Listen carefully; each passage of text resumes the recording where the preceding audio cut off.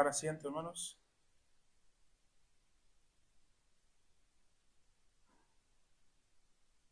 Vamos, hermanos, a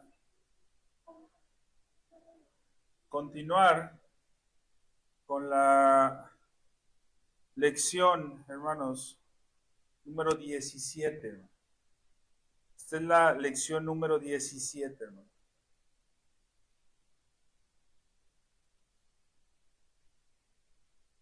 En la lección número 17, hermanos, que es esta que estamos tocando el día de hoy, vamos, hermanos, a dividir la serie, hermanos, que hemos estado estudiando en dos partes. Hermanos, la serie que acabamos de culminar de 16 lecciones, hermanos, y que está disponible para quien quiera repasarla, hermanos, en el canal de YouTube de la iglesia. Puede repasar, hermanos, están en una sola sección, las 16 lecciones, hermanos. Donde vimos, hermanos,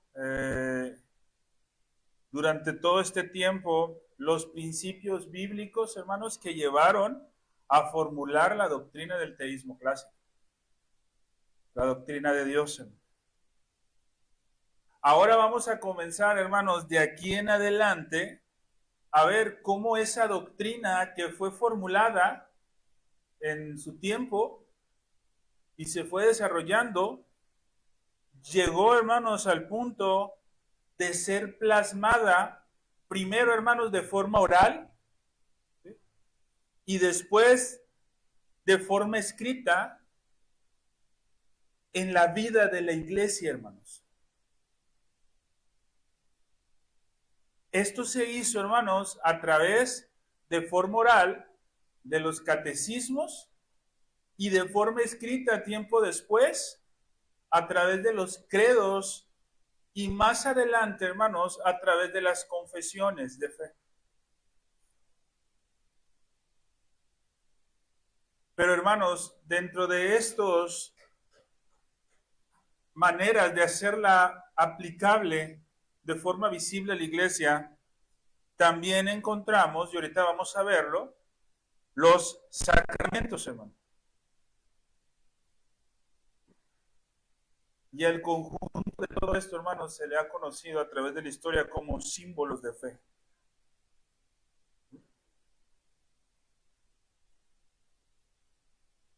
Cuando la iglesia antigua, hermanos,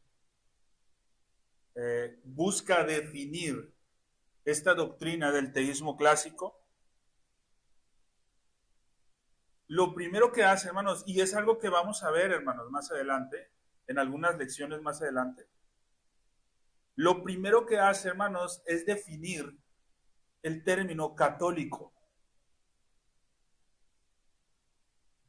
La catolicidad de la iglesia entra, hermanos, como una forma de defensa ante las herejías que se estaban desarrollando en los primeros siglos de la vida cristiana.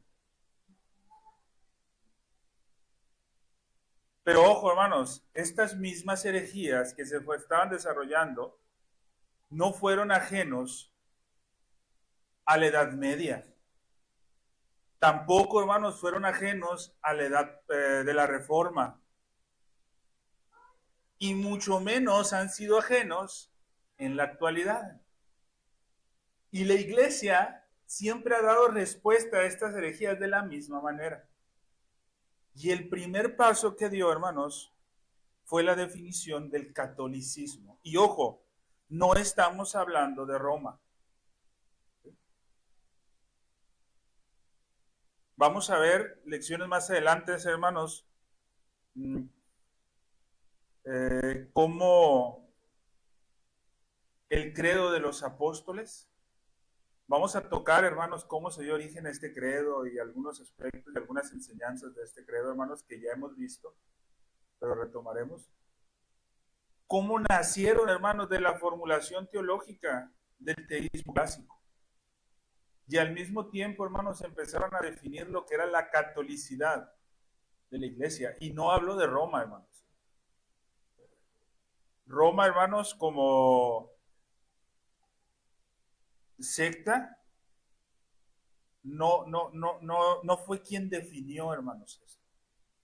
Y vamos a ver a través de la historia y llegaremos al punto, hermanos, en que nosotros veamos cuándo Roma realmente empezó a existir, hermanos, como lo que conocemos hoy.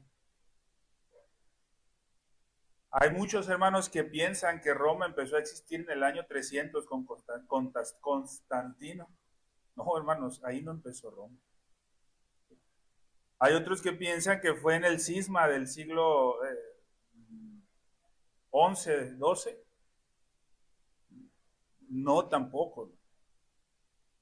Vamos a ver, hermanos, durante algún tiempo, cómo Roma, la realidad es que inicia, hermanos, como una protesta del protestantismo.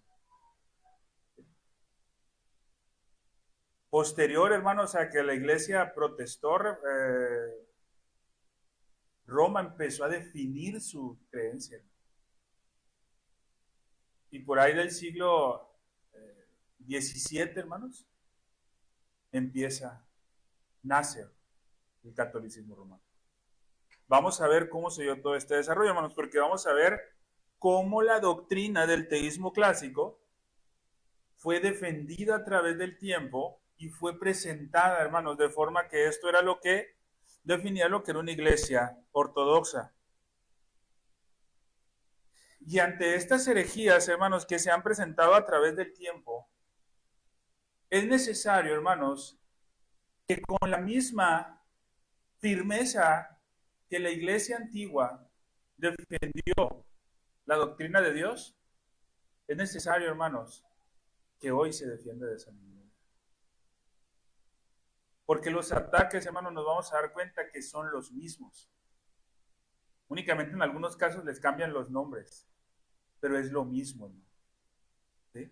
Ante lo que la iglesia se ha enfrentado durante mucho tiempo, es lo mismo que se vive hoy. Con otras más que nacen, hermanos, estamos de acuerdo, ¿no? Pero en el fundamento viene siendo lo mismo. La palabra ortodoxo, hermanos. Hermanos, ¿qué complejidad trae el día de hoy para muchos definir la palabra ortodoxo?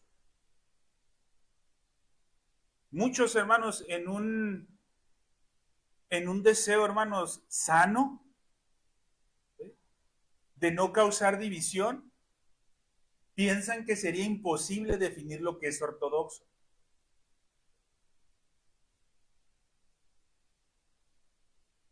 La iglesia, hermanos, sobre todo en los primeros tiempos, nunca tuvo temor de definir lo que es ortodoxo y llamar herejía lo que es herejía. Nunca tuvo ese temor, hermano. El problema de la definición de ortodoxo es actual, hermano. Y como le digo, hermanos, esta clase va a ser una especie de clase introductoria a la segunda parte que estamos tocando del teísmo clásico. En el tiempo nos vamos a dar cuenta, hermanos, cómo la razón por la que hoy se ha vuelto muy complicado el definir lo que es ortodoxo dentro de las iglesias es porque la iglesia, hermanos, está bañado de filosofías humanas que son contrarias a las escrituras. Ojo, no estamos diciendo que la filosofía sea mala. La filosofía que es contraria a la escritura es la que es mala y hace daño a la iglesia. Nos enseñaron tanto, hermanos, de que la iglesia vivió en un oscurantismo durante mucho tiempo, en la Edad Media, que lamentablemente, hermanos, los últimos escritos que leemos son los que se desarrollaron en la Edad Media. Y tiene una riqueza doctrinal, hermano, la Edad Media, que es tremenda, hermano. Tremenda, hermano. Hermanos, algo, hermanos, tremendo. Pero vamos a ir viendo esto, hermanos. Vamos a tratar de ver cómo es que en la antigüedad la definición de ortodoxo, hermanos, era relativamente tan sencilla que no había tantas denominaciones como las hay hoy. O sea, o era ortodoxo o no era. Hasta ahí, hermano. O era ortodoxo o era hereje. No había dos. O no creyente. ¿Sí? O sea, y el no creyente, en algún sentido, es pues también hereje, hermano. Entonces, era de dos, hermanos, no había otra.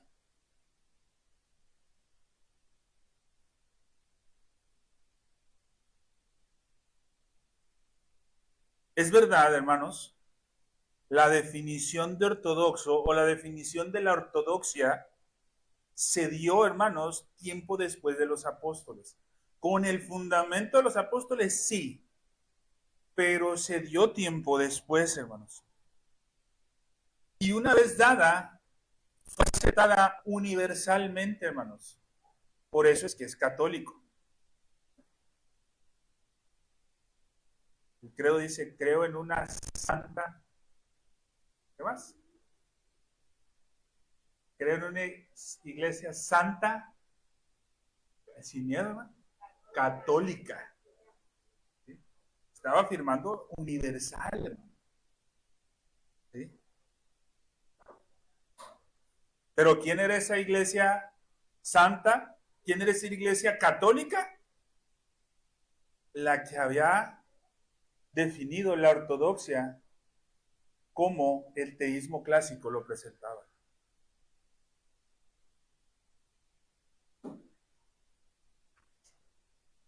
La realidad, hermanos,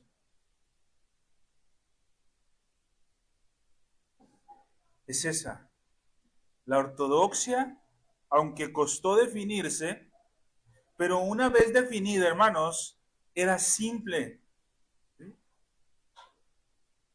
Era simple. Y era simple y sencillamente aceptar lo que es el teísmo clásico. Esa es la razón, hermanos, por la cual nosotros en este tiempo hemos iniciado esta serie que durante 5 meses, medio año, estuvimos estudiando. ¿Sí?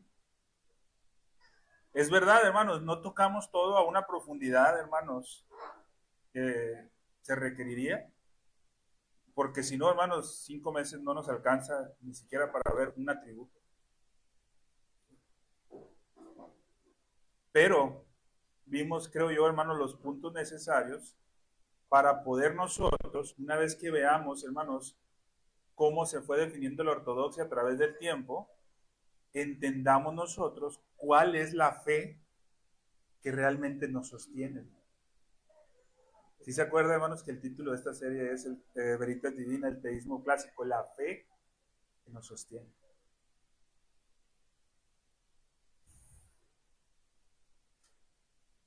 La intención, hermanos, de la serie, de esta segunda parte de adelante, es argumentar a favor de que tanto los credos y las confesiones fueron la manera en que la iglesia siempre ha usado para mantener la firmeza doctrinal dentro de las congregaciones o dentro de la verdadera iglesia.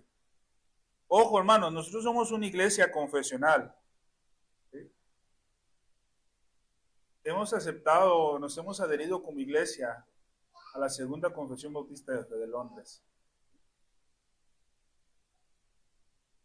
Estamos aprendiendo también, hermanos, al mismo tiempo. Y nos queda muchísimo. Pero la realidad, hermanos, es que cuando la iglesia buscó reformarse, lo que hizo, hermanos, es primeramente voltear a esto que vamos a ver o que hemos estado viendo este año. Eso fue lo que realmente hizo, hermano. Hermanos, no se dejaron ir por lo que Lutero había dicho, no se dejaron ir por lo que Calvino había dicho, no se dejaron ir por lo que Zwinglio o quien quieras poner, es más, Aquino, no se dejaron ir por lo que ellos dijeron. Hermano. Lo que hicieron fue voltear a ver la iglesia primitiva, ¿qué fue lo que hizo? Y lo que hizo la iglesia primitiva, hermanos, fue definir el teísmo clásico. Alguna vez lo dije, hermanos, y alguien lo dijo por ahí muy cierto, hermanos, sin teísmo clásico no hay reforma. Es realidad, es real eso. Puede haber muchas iglesias, hermanos, que aceptan las confesiones de fe de la reforma, pero no tienen ni la más mínima idea de lo que es el teísmo clásico.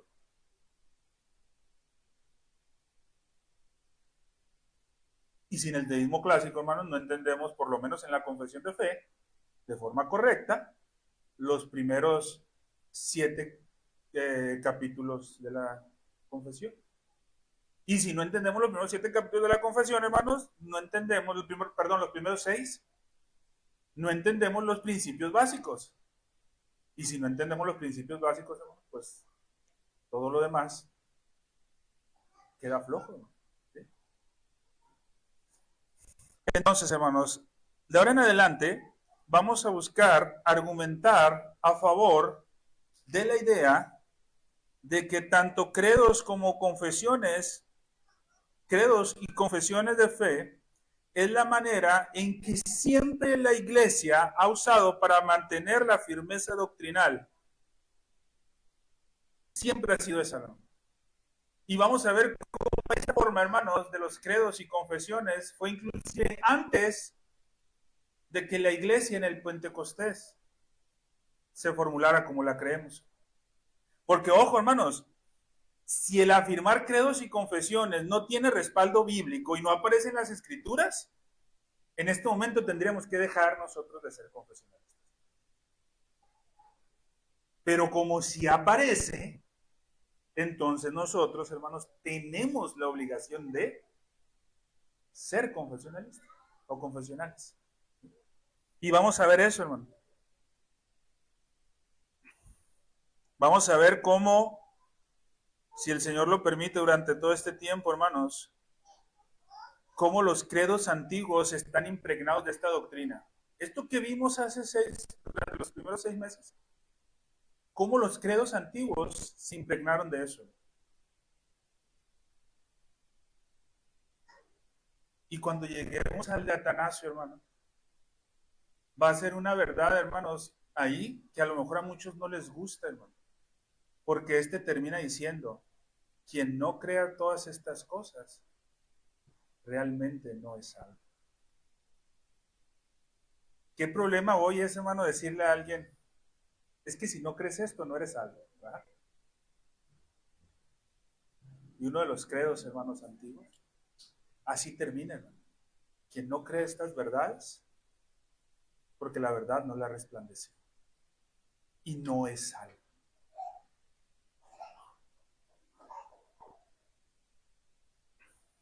Vamos a ver, hermanos, cómo estas enseñanzas se fueron manteniendo de forma muy firme en los credos.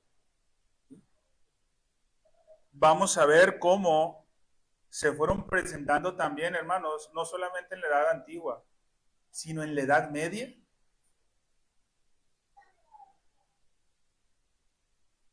Y después, hermanos, en la época de la Reforma.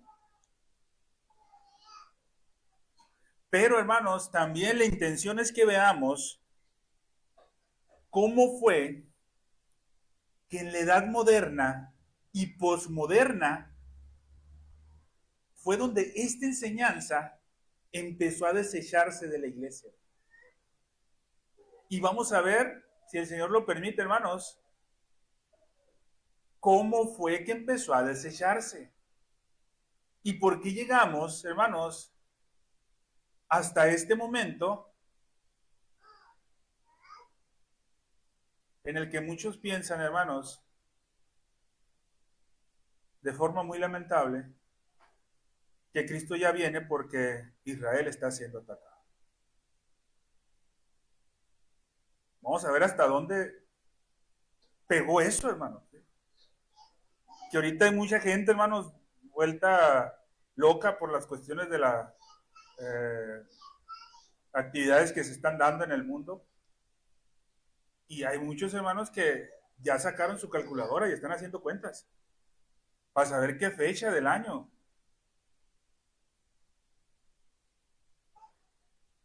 otra vez empiezan a aparecer.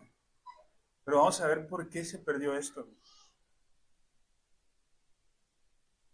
Vamos a ver cómo la iglesia se fue alejando de la doctrina por pensamientos filosóficos contrarios a la escritura. Y eso va como necesidad del día de hoy, hermanos, reformar la iglesia. Hermanos, si el Señor lo permite, este trabajo nos llevará alrededor de otros 6 meses. Es decir, lo que nos resta del año, hermano. Esperemos, hermanos, que a pesar de lo que pueda pasar, podamos culminar este tiempo. Bien, hermanos, ahora hecha la introducción, vamos a pasar a lo que corresponde de la lección número 17, hermano. Aquí empezamos la lección 17, hermano. Y vamos a hablar, hermanos, de cómo se originaron los credos. Y se van a dar cuenta cómo ese origen fue por mantener la enseñanza del teísmo clásico. Y ojo, hermanos, aún no estaba desarrollada como doctrina, pero sirvió, hermanos, como el fundamento para desarrollar la doctrina. Y de esa manera poder saber el impacto que han tenido los credos y confesiones en la catolicidad de la iglesia. Pues lo primero que tenemos que hacer es iniciar por su origen. Les decía ahorita, hermanos, si el confesionalismo o los credos no tienen su origen en las escrituras como práctica, la iglesia no debería de hacerlo. Pero si lo tiene, tendría que hacerlo, ¿sí? Necesariamente.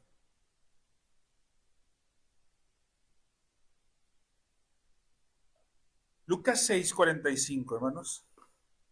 Quiero confirmar si es...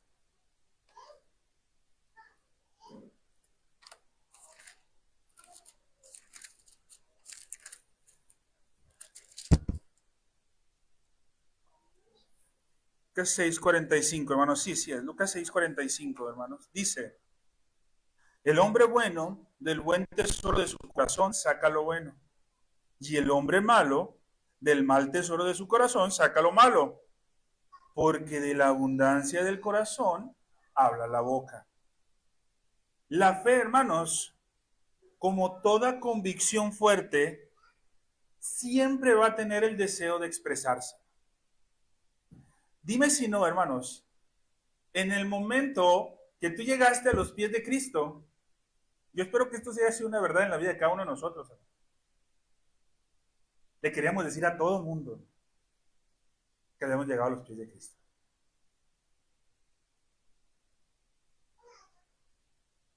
Hermanos, digo, no me ha tocado conocer a alguien que se haya humillado realmente de corazón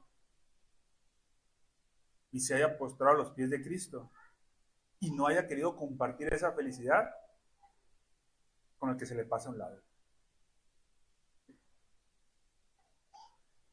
¿Por qué, hermanos? Porque toda convicción fuerte siempre tiene el deseo de expresarse. Siempre.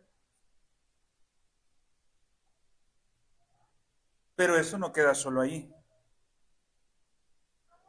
Cuando tenemos por primera vez esa convicción, esa fe, con el deseo de expresarse, nosotros, hermanos, como miembros del cuerpo de Cristo, y esto lo hablaba el pastor en la predicación de la mañana, hermanos, ¿sí? Nosotros, como miembros del cuerpo de Cristo, tenemos el deber expreso, hermanos, de que cuando somos recibidos como miembros de la iglesia local y en toda ocasión que sea propicia, confesar nuestra fe, hermanos, para que vea la gente que somos siervos de Dios. Alguna vez leí en algún lugar, hermanos, no recuerdo específicamente dónde, hermanos, pero hablando sobre la tarea del diaconado y del pastorado, hermanos, y sobre la recepción de miembros, alguien hacía esta sugerencia, hermanos, que creo que yo es buenísima, hermano. Pregunta a los vecinos y a los compañeros de trabajo si saben que esa persona es cristiana. Si tus vecinos y tus compañeros de trabajo no saben que eres cristiano, ojo hermanos, cuidado. Hay algo mal ahí. No te estoy diciendo que no seas creyente, te estoy diciendo, hermanos, que estás siendo negligente con lo que tienes que hacer. Porque como miembros del cuerpo de Cristo y como miembros de esta iglesia local, tenemos, hermanos, la obligación, hermanos, de predicar el evangelio. Tenemos la obligación de hacerlo, hermanos. Porque es la forma en que nosotros nos vamos a dar a conocer como servidores de Cristo. Y de esa manera podemos.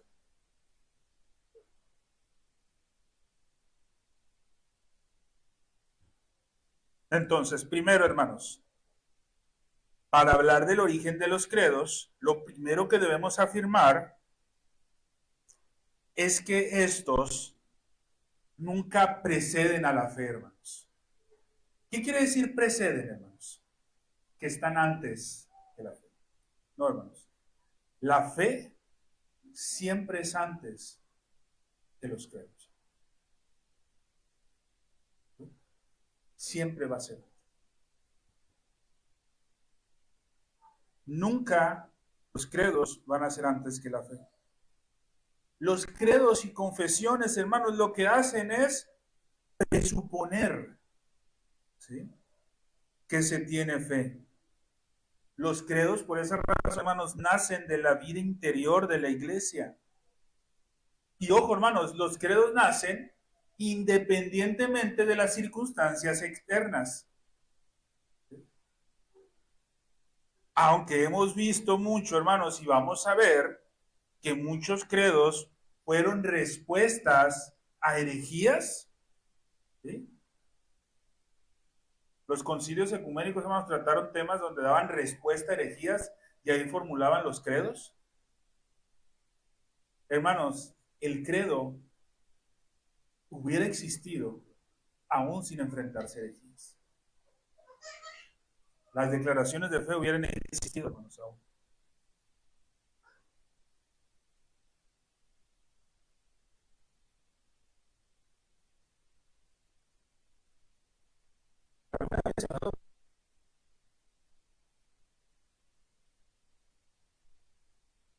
¿Credo?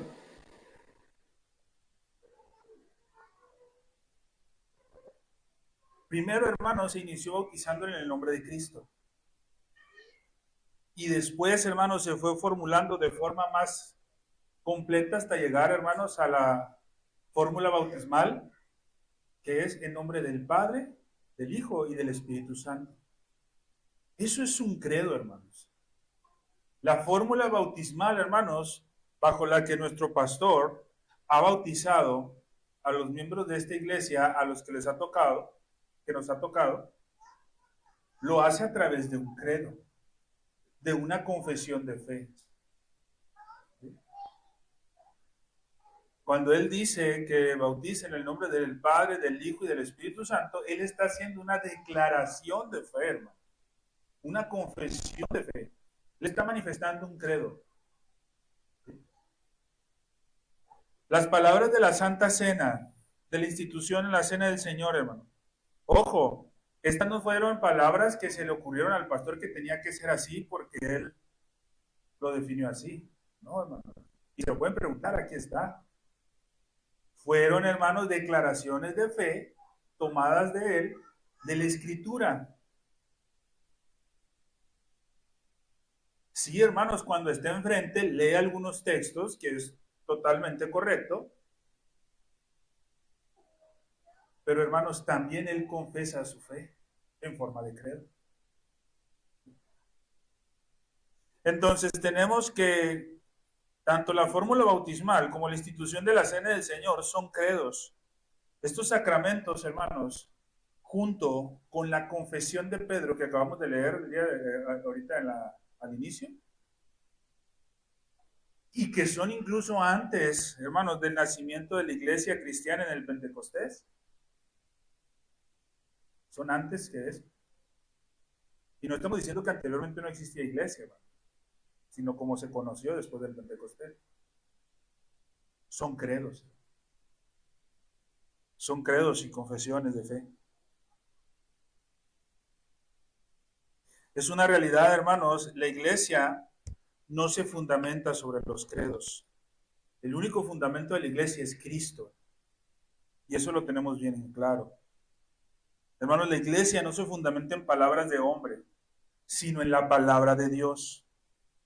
Pero esto, hermanos, se hace como Cristo nos lo dio como ejemplo. Entonces, esa confesión, hermanos, se basa en Cristo, pero tal y como los hombres lo confiesan. Un credo, hermanos, la realidad es que un credo es la respuesta del hombre a la pregunta de Cristo. Un credo, hermanos, es la forma, un credo, una confesión, es la forma en la que nosotros estamos expresando cómo hemos entendido la palabra de Dios. Eso es un credo.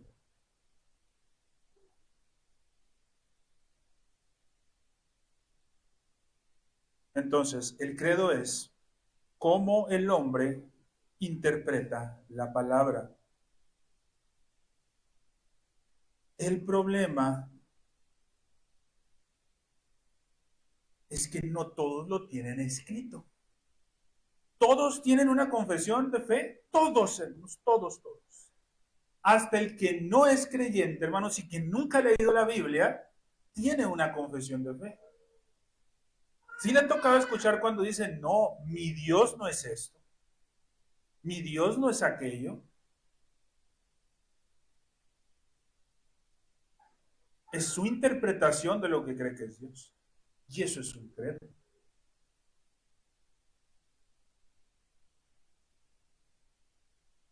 El libro de Génesis, hermanos, se ha vuelto tan famoso ahora en estos días,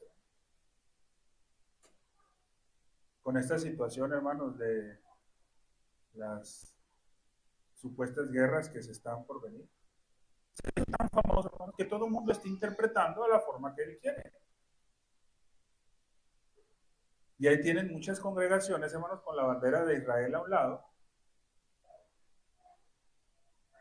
pensando que si la ponen a un lado, si cae un ataque nuclear, pues a lo mejor a los hermanos no les va a pasar nada. ¿Por qué? Porque están protegiendo a la nación de Israel. Hermanos, todos tienen una confesión de fe. El problema es que no todos la escriben.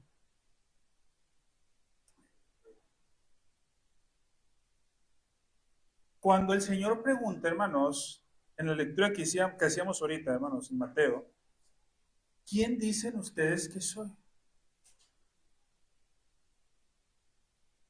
Hay una respuesta, hermanos, que da el apóstol Pedro. Dice, tú eres el Cristo, el Hijo del Dios vivo. Él hace una confesión de fe.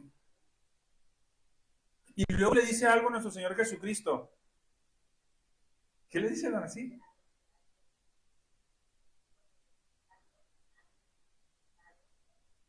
¿Sí? Entonces, ojo lo que le estoy diciendo. No te lo reveló carne y sangre, sino mi Padre que está en los cielos. Es decir, hermanos, esa confesión que estaba haciendo el apóstol, estaba haciendo, hermanos, una revelación de lo que el Padre le había dado. Y él la estaba declarando. Eso hace que eso sea una confesión de fe. Era un credo. Entonces, tenemos, hermanos, en las Escrituras la fórmula bautismal, la institución de la cena y la declaración de Pedro como credos. Ahora, Cristo le responde algo muy interesante, hermanos. Cristo le dice a Pedro, tú eres Pedro, y sobre esta roca edificaré mi iglesia. Desechando la interpretación, hermanos. ¿Por qué, hermanos? Todos conocemos la interpretación que Roma le da a este texto, ¿verdad? Todos recordamos en esa interpretación, que ponen a Pedro como el sucesor de Cristo y que todo esto, y que ya sabemos la historia. Hermanos, ellos interpretaron bajo su confesión de fe de una manera la palabra de Dios inspirada, hermanos, porque ellos usaron la Biblia. Y en su declaración de fe, ellos dijeron que Pedro es el sucesor de Cristo y que sobre él está fundamentada la iglesia y que él fue el primer papa por esa razón, y etcétera, etcétera. Lo que todos conocemos. Pero la realidad, hermanos, es que esta frase tendríamos que interpretarla más o menos de la siguiente manera el día de hoy, hermanos. Cuando dice tú eres Pedro, lo que el Señor Jesucristo le está tratando de decir, o le está diciendo, hermanos, no tratando, tú eres el que confiesa a Cristo. Y sobre esa confesión que tú has hecho, como roca que no se mueve, yo voy a fundamentar o ser edificada en mi iglesia. Pero él no le está diciendo que él es la roca. Él está diciendo, hermanos, que él es quien confiesa a Cristo. Y Pedro en ese momento, hermanos, estaba desempeñándose en una instancia primera como representante de los apóstoles, pero también, hermanos, como representante de la iglesia. Sobre la declaración o sobre esa confesión, como roca que no se mueve, será edificada la iglesia. Pregunto yo, hermanos, ¿confesiones, credos son importantes? Sí. Porque el mismo Señor Jesucristo le dijo, sobre una confesión que tú estás haciendo, va a ser edificada la iglesia.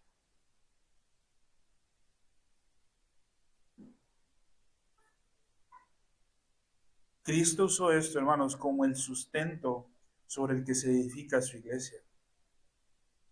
De la misma manera, hermanos, Santiago nos dice que la fe sin obras es muerta. De esa misma manera, nosotros podemos entender, hermanos, que la fe sin ser confesada es muerta. Ahora, es una realidad, hermanos. Las confesiones de fe y los credos no siempre tienen que estar escritos. Han existido confesiones de fe y credos que no se han escrito. Pero también, hermanos, tenemos que tener cuidado de convertirlas en simples palabras que se tengan que repetir sin sentido, hermanos. El credo de Nicea, hermanos, nosotros lo repetimos. ¿Sí? Hermano, el credo también es repetido en Roma. ¿Qué diferencia hay, hermano?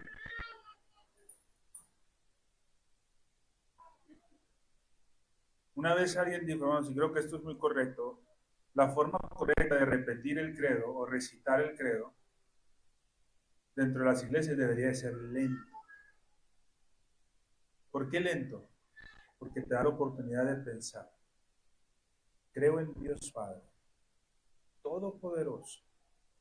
Te da la oportunidad de pensar lo que está diciendo.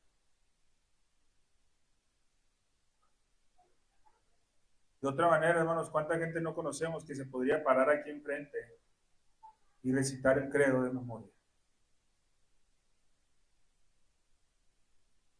Pero le preguntas, ¿y qué significa que Dios sea todopoderoso?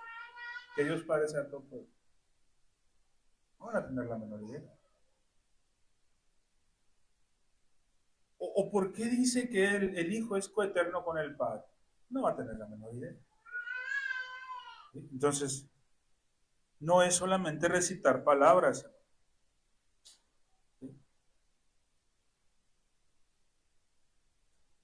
Una persona tiene que decir desde su corazón, creo en el Señor Jesucristo.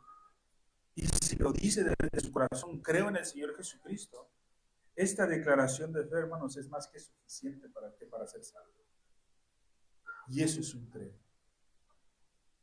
No está escrito, es oral.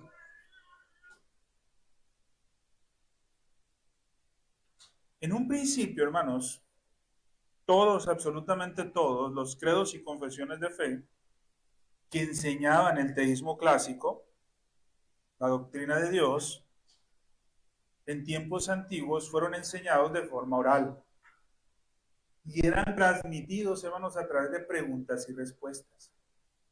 La primera forma, hermanos, de enseñar los credos era a través de preguntas y respuestas. A esto es lo que se conoce como los catecismos. Después, hermanos, esa profesión se tenía que hacer, esa profesión de fe, en el bautismo. Tenían que hacer la declaración de fe en el momento del bautismo.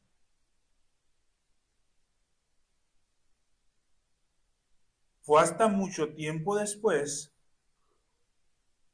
que fueron escritos, pero anteriormente eran de forma oral, siempre eran de forma hablada.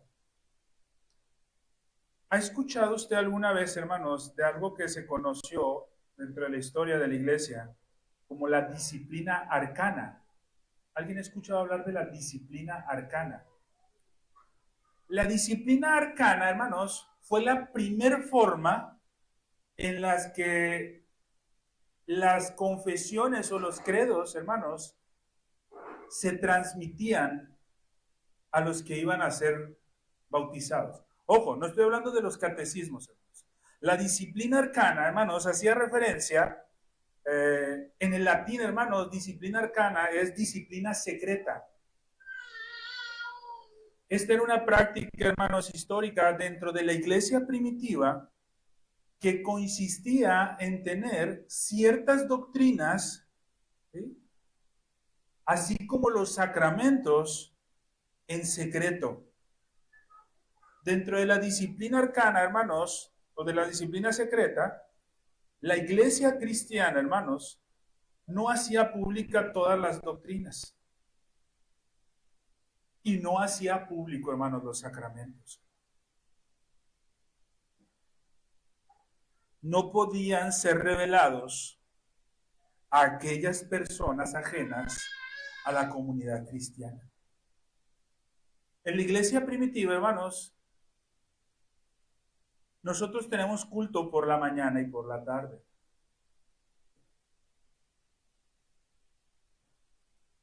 Hermano, lamentablemente, pero es una realidad. No creo que los que estamos aquí, y no me refiero aquí en este momento, hermano, sino aquí en el mundo ahorita, en esta época, soportáramos un culto de la iglesia primitiva.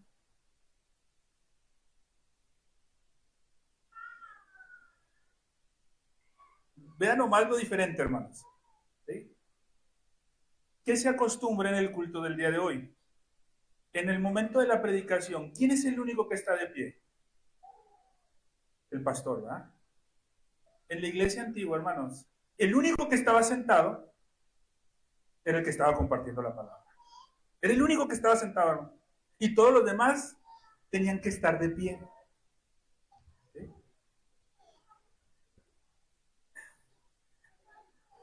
Y no duraba una hora, hermanos. Era el día del Señor. Y ahora, hermanos, súmale que no necesariamente estaban en un edificio como este, hermano. Pues a lo mejor no hacía tanta calor como hace aquí, no sé, hermanos. A lo mejor ya en tiempo de calor sí hacía su calorcito. Pero estaban parados en el monte, hermano, sin sentarse. Hermanos, si el único que se sentaba era el que estaba exponiendo la palabra, eso a mí me da a entender, hermanos, que no eran 15, 20 minutos lo que hablaba. Era tiempo, hermanos, tan amplio que el que estaba se tenía que sentar. Hablando de... ¿sí? Eran tiempos largos, hermanos. Ahora, tenían cultos, hermanos, en diferentes horas del día. Enseñanzas de diferentes tiempos. Para cerrar el día, hermanos, lo hacían con la cena. con la Santa Cena. Por eso de Santa Cena. Nada más que recordemos, hermanos, que ellos cerraban el día más o menos a las 6 de la tarde. Vamos a suponer, hermanos, que por ahí 3, 4 de lo que nosotros conocemos, pues empezaba en el otro culto para cerrar.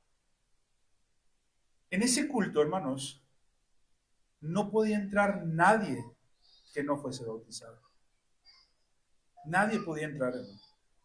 Tenían a personas que estaban siendo preparadas para el bautismo y que quizás a lo mejor tenían, ojo hermanos, porque hay relatos que en algunos tiempos duraban hasta 2 años, hermanos, instruyéndolos. 2 años, hermanos, instruyendo. En 2 años a esta persona se le aceptaba como cristiano, como creyente, pero no se le aceptaba, además, no podía saber ni cómo se celebraba la Santa Cena.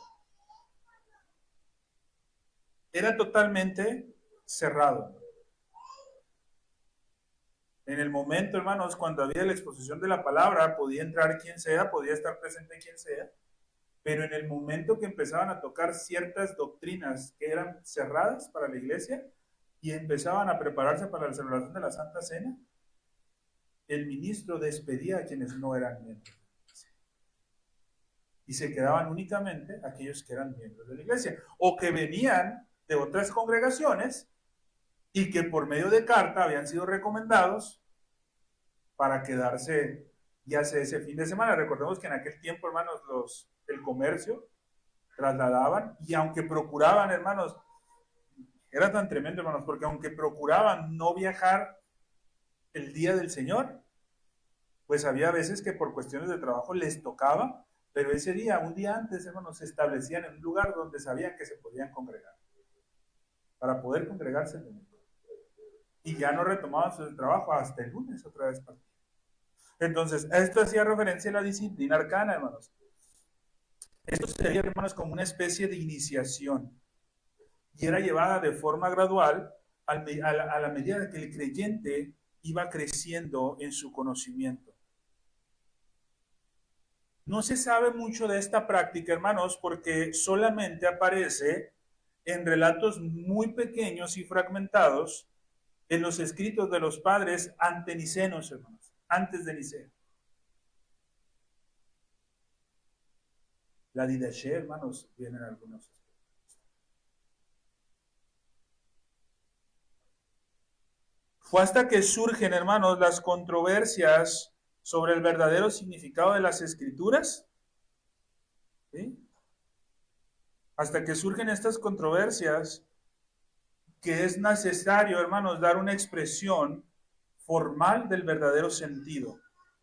Y esta expresión, hermanos, llegó a regular la enseñanza pública y al mismo tiempo proteger a la Iglesia católica contra el error. De esa manera empiezan a aparecer los credos como los conocemos en la actualidad. Hasta ese tiempo, hermanos. Fue hasta que surgieron controversias, hermanos, por ejemplo, sobre la divinidad de Cristo, que empezó a verse la necesidad, hermanos, de plasmarse por escrito y hacer público.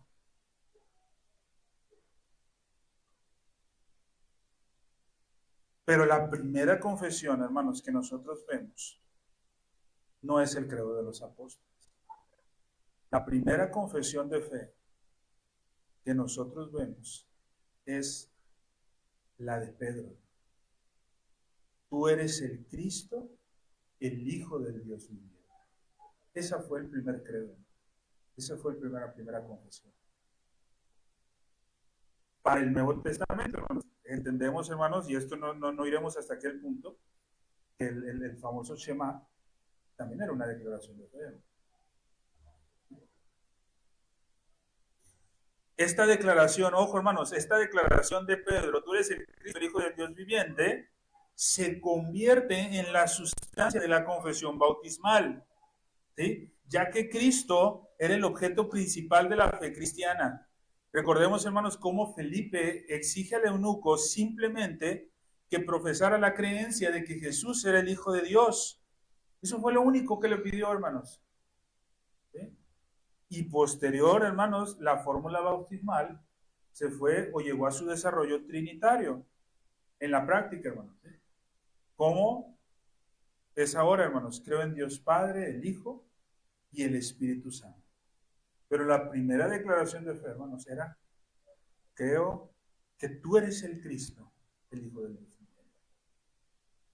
Después, poco a poco, hermanos, estos artículos de fe se fueron ampliando y aparece el credo de los apóstoles, que vamos a ver más adelante, hermanos, cómo dio origen a este. Aparece el credo de Nicea, la declaración de Calcedonia, el de Atanasio, etcétera, etcétera, etcétera, hasta irnos, hermanos, por escritos de la Edad Media, las confesiones de fe, y llegar a la época.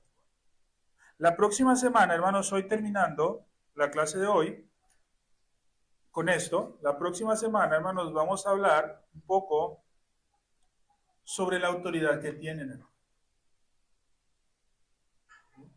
Eso es lo que vamos a estar tratando la próxima semana. Porque esta declaración doctrinal, hermanos, del teísmo clásico, vino a ejercer autoridad sobre la iglesia. ¿Sí, hermano?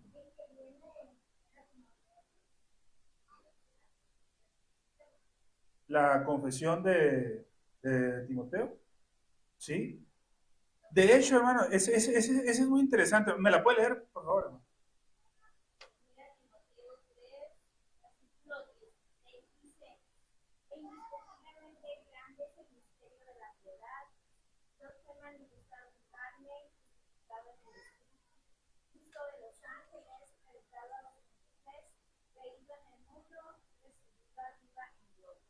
Gracias.